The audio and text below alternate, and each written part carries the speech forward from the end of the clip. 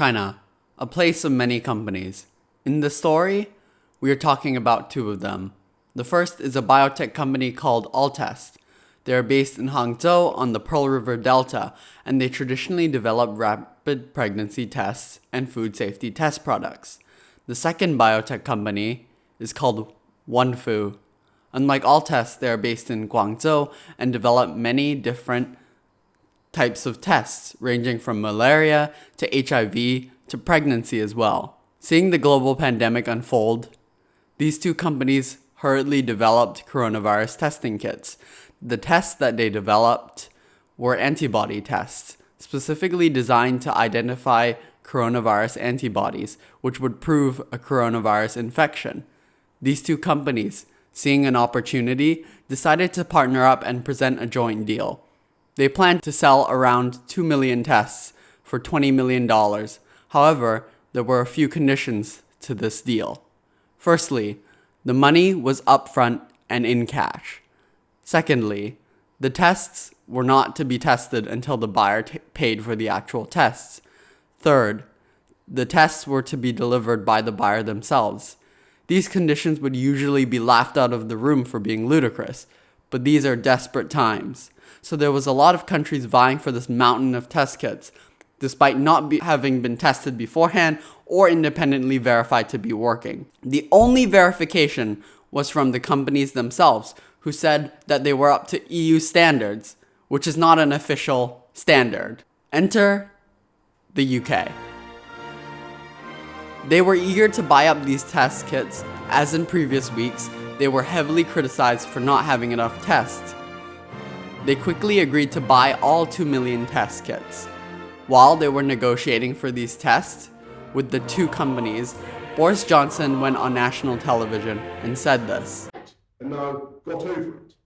And to give you an idea of what is coming down the track, we're in negotiations today to buy a so-called antibody test, as simple as a pregnancy test, that can tell whether you have had the disease. And it's early days, but if it works as its proponents claim, then we will buy literally hundreds of thousands of these kits as soon as practicable, because obviously it has the potential to be a total game changer. Because once you know that you have had it, you know that you're likely to be less vulnerable, you're less likely to pass it on, and you can go back to work. And of course, by the same token, we're massively increasing the testing to see whether you have it now, and ramping up daily testing from 5,000 a day to 10,000 to 25,000, and then up to 250,000.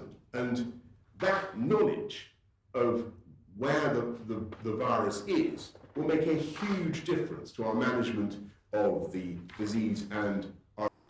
Seriously, he bragged about the test, even though they hadn't been bought, let alone delivered and tested.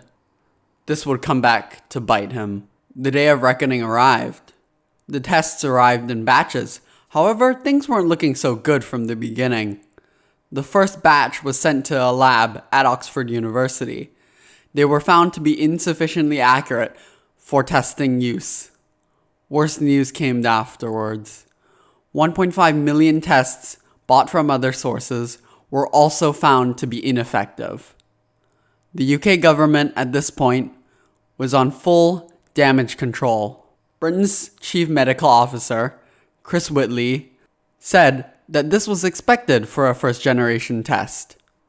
Worse still, when news reached China, the government, along with Alltest and OneFu, refused to take responsibility, instead blaming it on the UK government for misunderstanding the utility of the test, which I can't believe was their excuse.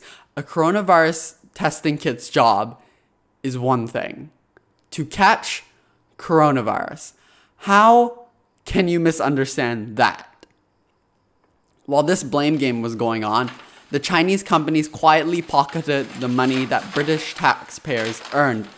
British taxpayers, remember, next time you file your taxes, that the last time you did that, the British government spent 20 million of it on cotton swabs.